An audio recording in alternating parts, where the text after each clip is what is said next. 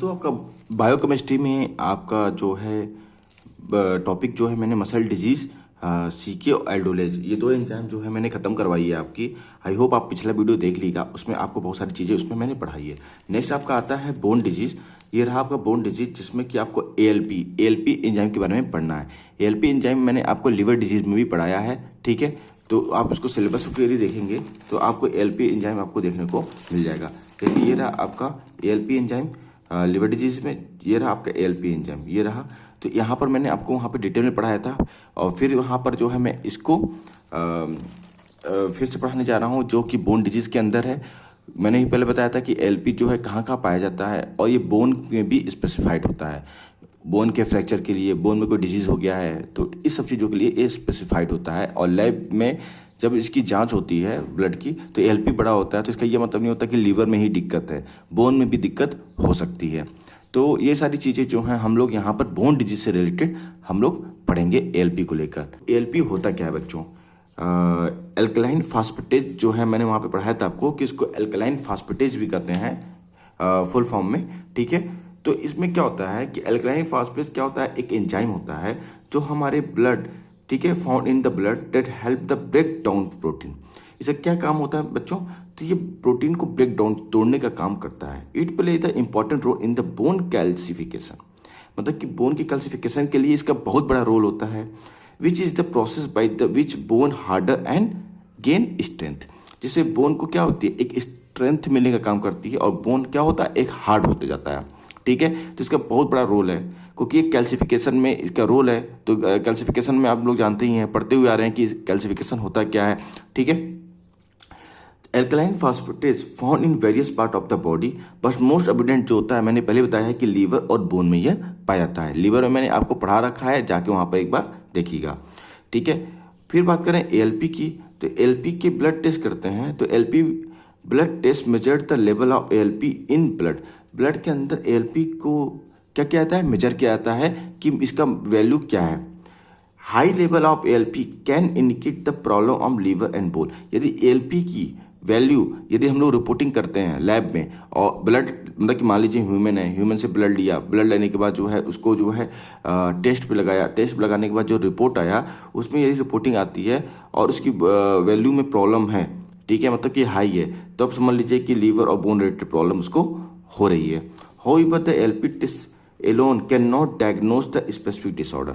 अब देखो ये स्पेसिफिक डिसऑर्डर नहीं है कि आप इसको कहो कि ये स्पेसिफिक डिसऑर्डर है, इसके स्पेसिफिक डिसऑर्डर से हम लोग इसको नाप सकते हैं कि ये दिक्कत हो सकती है, तो ये इसको हम स्पेसिफिक हम मानेंगे ही नहीं, ठीक है। It can only suggest that something might be wrong. There are two type of the ALP test, दो टाइप के एएलपी टेस्ट किए जाते हैं। पहला बात कर ले तो जर्नल एएलपी टेस्ट और दूसरा होता है एएलपी आइसो एंजाइम टेस्ट। ये दो तरह के टेस्ट किए जाते हैं। पहला है जर्नल एएलपी टेस्ट की, the test measured the overall level of ALP and the obtain part of the comprehensive metabolic panel और लिवर पैनल। ये ओवरऑल एएलपी को हम लोग इसमें लेते हैं। इसमें क्या होता है, this test can help determine the whether the ALP is coming from the liver, bone और other source of the body, ठीक है। तो ये है जर्नल एएलपी टेस्ट और आइसो एंजाइम टेस्ट एएलपी का, जिसमें कि जर्नल एएलपी टेस्ट की बात करने इसमें ओवरऑल लेवल ऑफ एएलपी को देखते हैं और इसमें जो है हम लोग कंप्रहेंसिव मेटाबॉलिक पैनल या लिवर पैनल को के पार्ट को हम लोग देखते हैं, ठीक है। यहाँ लिखा ना, often the part of the comprehensive metabolic panel या लिवर पैनल, ठीक है। तो ये उनकी टेस्ट वैल्यू है, लैब वैल्यू है, तो यहाँ पर मैंने लिख दिया है, ठीक है। जिसमें आप बस याद रखिए, देखिए टू टाइप के एएलपी टेस्ट होते हैं। पहला है जर्नल और दूसरा एएलपी आइसो एंजाइम टेस्ट, जिसमें हम लोग जर्नल में ओवरऑल एएलपी को लेते हैं और एएलपी आइसो एंजाइम टेस्ट में क्या करते हैं कि हम लोग जो है डिटरमाइन करने की कोशिश करते हैं ALP is coming from liver, bone या other source of the body. तो पहले में हम लोग ओवरऑल देख लेते हैं कि एएलपी हमारा क्या बोन से आ रहा है, लिवर से आ रहा है, ठीक है। उस ओवरऑल देखते हैं, उसमें कोई हम लोग स्पेसिफाइड नहीं करते कि कहाँ से आ रहा है, इससे कोई मुझे मतलब नहीं है। बस ये है कि ओवरऑल एएलपी के लेवल को हम लोग चेक कर लेते हैं। और दूसरे में क्या करते हैं कि हम लोग ये चेक करने की कोशिश करते हैं कि एएलपी आ कहाँ से रहा है, बोन से आ रहा है, लिवर से आ रहा है, कहाँ से आ रहा है, उसके बिहाफ पर जो है हम लोग टेस्ट के रिजल्ट की क्या करते हैं, एनालिसिस करते हैं। तो नॉर्मल वैल्यू की क्या है, तो नॉर्मल वैल्यू मैंने आपको पढ़ाया है कि ये 40 से लेकर 125 इंटरनेशनल यूनिट या यूनिट पर लीटर होती है। तो इस चीज़ को याद रखी रहेगा। अब a condition indicate for the high LP level. High LP level का बढ़ना क्या होता है, लो एलपी जो है यदि 40 से कम हो जाए तब क्या दिक्कत होगी, इस चीज़ को हम लोग देखते हैं।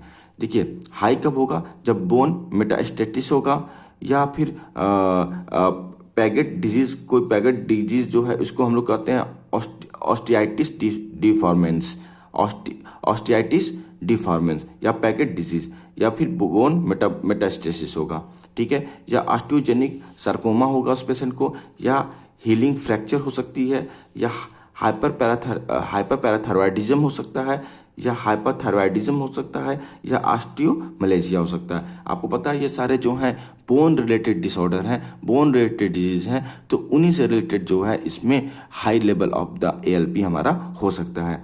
इसमें जो है बोन मेटास्टेटिस के बारे में मैंने बताया है कि cancer cell from the other part of the body split होना, उसको क्या कहते हैं, मेटास्टेटिस। मेटास्टेटिस का मतलब आप लोग पढ़ते हुए आ रहे हो, ठीक है। फिर है पैगेट डिजीज जिसको हम लोग ऑस्टियोइटिस डिफॉर्मेंस कर रहे थे। ऑस्टियोइटिस डिफॉर्मेंस की बात करने तो ये रेयर कंडीशन है where the bone undergo excessive breakdown या रीग्रोथ, ठीक है। फिर ऑस्टियोजेनिक की बात करने, एक टाइप का बोन कैंसर है। फिर हीलिंग फ्रैक्चर की बात करें, bone dead can on the process of the healing from the break के होने के बाद जो है वो हीलिंग कर रही है। हाइपर पैराथायरॉयडिज्म की बात करें, when the parathyroid gland produce too much hormone, ठीक है। तो ऐसे जो है आप देख लीजिएगा, और ऑस्टियोमलेशिया आपको पता ही है। फिर कंडीशन क्या है जब एएलपी का लेवल जो है कम हो जाता है, तो इसके देखिए लेवल क्या है, मेल न्यूट्रिशन की कमी है उसको, ठीक है, तब दिक्कत है, मतलब प्रोटीन न्यूट्रिशन उसको मिल नहीं पा रहा है, तब जो है इसकी लेवल डाउन हो जाती है। जिंक और मैग्नीशियम की डिफिशियंसी उस पेशेंट को हो गई, ठीक है, या हाइपोथायरॉयडिज्म हो गया, या रेयर जेनेटिक कंडीशन, इन सब कंडीशन में क्या होता है कि एएलपी का लेवल जो है हमारे बॉडी में कम हो जाता है, ठीक है। अब नेक्स्ट बात कर लेते हैं इसके समराइज की कि कब जो है बढ़ता है कब घटता है। तो high level bone metastatic, Paget disease, osteogenetic sarcoma, low जो है मेल न्यूट्रिशन, जिंक और मैग्नीशियम की डिफिशियंसी, हाइपोथायरॉयडिज्म, इन सब सारी चीज़ों में इसका लेवल घट जाता है। तो दोस्तों आई होप आपको जो है एएलपी के बारे में पता चल गया होगा कि बोन डिजीज के समय कब बढ़ता है कब घटता है, क्या इसकी वैल्यू होती है, ठीक है। यदि कोई रिलेटेड इससे प्रॉब्लम हो तो आप कमेंट बॉक्स में पूछिएगा।